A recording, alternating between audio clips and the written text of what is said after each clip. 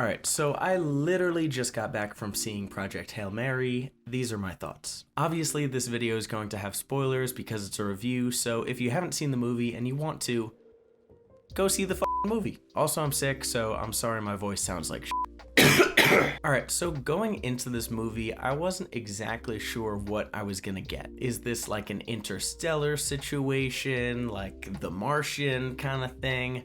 I don't know. I've seen a few space movies, but I wasn't exactly sure what kind of movie Project Hail Mary was going to be. The trailer kind of sold it as this guy who is just a teacher and is called upon to save the world from catastrophe. And that is kind of true, although I will say I wasn't necessarily super happy with the backstory of it all. I mean, look, there was a good teaching scene that showed that Ryan Gosling's heart was in the right place. I don't remember his real fucking name, by the way, in terms of the character, so you're just gonna have to keep going with me calling him Ryan Gosling. So yeah, there was a sweet little teaching moment there as a scene, but then we kind of just kept going very fast. Everything was 0 to 100 in the beginning, and the science was a little bit all over the place. I would love to know what actual scientists thought of this movie, because in my eyes as a viewer, I was like, okay, I kind of just have to go with it. That's cool. But yeah, I feel like they didn't necessarily go into as much of his life before all of this crazy shit happens in any real detail. And maybe that was the point, right? That nothing is really going on for this guy, but he did enjoy being a teacher. There is a reason why he's chosen for this project in the first place. I kind of wish we dove into why that was. But anyway, keep in mind, I'm also fresh off of just seeing it, so I haven't exactly had time to process all of this. So yeah, everything was go, go, go, go, go, and you were kind of thrust right into the story, and I was confused in the beginning because I quickly learned we are switching and flip-flopping between two different times. So there is present day when he is on the ship and figuring shit out, and then there's the months, weeks, days leading up to the mission. So I feel like the first quarter act or whatever, I don't know film terminology, but he's kind of trying to figure out what actually is this thing that is going to end the world. So initially he's kind of just fooling around and testing out this organism that is seemingly going to destroy the world. He's running these little experiments, and again, it still is pretty unclear why this dude is the one chosen for the job. But hey, we roll with it, and so he's performing all these tests, and there's even like this security guard dude who's pretty cool, and honestly, I wish we saw more of him. But yeah, like those discovery moments were really interesting to see. Again, in terms of the flip-flopping, you go to modern times and he's figuring out what the fuck is going on. Apparently he was in a coma for like 11 years and everyone else is dead. He's got to grapple with that, grapple with the fact that he doesn't really understand or remember what's going on. And then there kind of came the section of the movie where it's like, okay, this is the Rocky section. This is where you're going to meet this adorable little brilliant rock alien guy, and he's great. The way they made him so animated and lifelike and able to have a personality alongside the fact that these two creatures are aliens. They are complete unknowns to each other. Navigating that communication barrier was really cool to see as they have to get creative with it. So yeah, Rocky was a highlight of the movie, and just jumping ahead a little bit, the visuals are stunning. I mean, I feel like it's so easy to do in space movies. It's probably not, but every space movie seems to be spectacular visually because that really is a driving force behind it.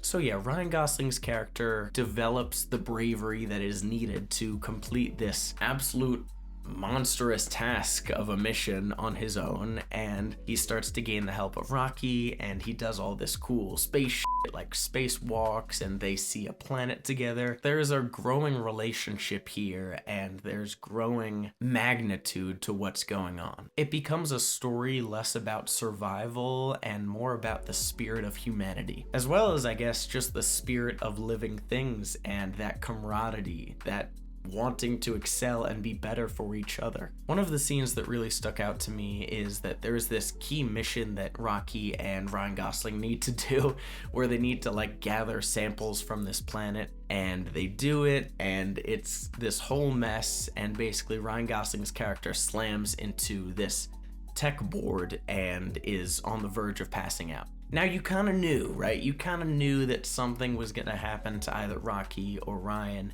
and it turns out that Rocky like busts out of his safe zone glass thing and saves him. You know, and this moment of sacrifice is built up so much more because these two alien creatures have had conversations about their loved ones and Rocky's wife and, you know, just little things like that that made them so much more connected. Thank God Rocky did not actually die, but his sacrifice was still emotionally charged. So again, they keep doing this flip-flopping, right? And there's nothing wrong with that. I really enjoyed that aspect of the storytelling. But where I kind of have a problem with it is that there is a specific scene, right? There is a specific scene where Ryan Gosling is saying, I can't do this, I can't go on the mission. And that's because apparently there was some explosion and the other astronaut who was supposed to go now can't go. And by the way, there were some really good conversations between him and the captain lady. So he's saying, you know, I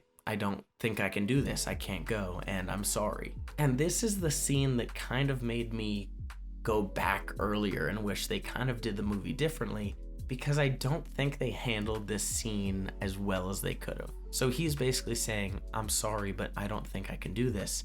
And she basically says, I'm sorry, you don't really have a choice. And I just thought it could have been done better. I thought they could have written it in a more prolonged way where he's angrier and she's more upset about it. And it's just like a, I'm sorry, little one type of scene. But I don't know, like it just seemed pretty emotionally empty. And I kind of wish that they used that scene as him doubting himself, right? Like, and he still is thrust into this position.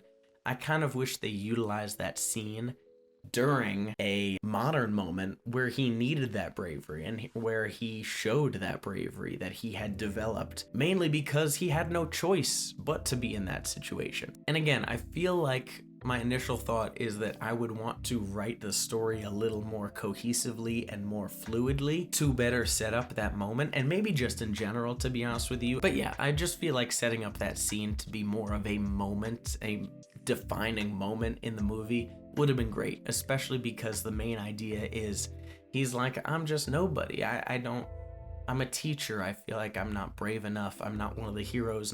I'm not an astronaut. And yet he doesn't necessarily rise to the occasion. I mean, technically he does, but he had no option at first. And then he rises to the occasion. And a large part of that is because of his friendliness and communication and ability to connect with this rock creature. But yeah, at the end, it's a little bit of flip-flop of like, okay, we solved it. And then how do I get home? And do you have enough fuel to get home? And then, oh, something went wrong, I have to save you, which I don't really understand how that happened, but long story short, Ryan Gosling gets the needed intelligence, science stuff back to Earth so they can be saved, and he is unable to go home, at least in the beginning, and he now lives with Rocky on his home planet. What I did really enjoy, though, is that they show that Rocky had built him a home of his own and manufactured waves on this little island, and it's cute to make him feel at home. And they end the movie with Ryan Gosling's character teaching a class to a bunch of young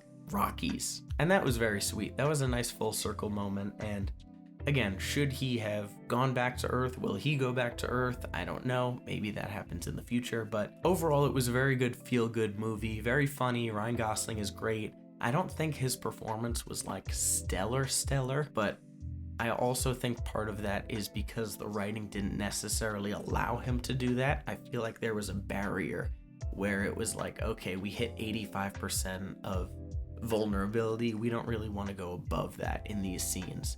And if that's what the movie was going for, then sure. If you're cool with just a good amount of action, a good amount of sentimentality, a good amount of connection and humor and funny moments, a decent amount of flashbacks, you know, like they intertwined that very well. For me, I've been seeing online that it's like a 99% on Rotten Tomatoes, and I don't quite think it deserves that. I think you really have to do something for my soul for something to be rated that highly. But that being said, I would still give it like an 85. You know, the movie still did a great job at a lot of things. But you be the judge for yourself. Go see Project Hail Mary. They gave me this lovely poster, and Yeah, overall, great film. Rocky was enjoyable. Ryan Gosling is incredible and just a super funny and talented actor, and it's visually stunning. It's a space movie, and it's fun. Go see it. Thanks so much for watching. I really appreciate it. I hope you go see the movie for yourself. Let me know what you think in the comments because I'd love to dive deeper into this movie. I'm sure I missed something, and make sure to subscribe. I'll see you guys later.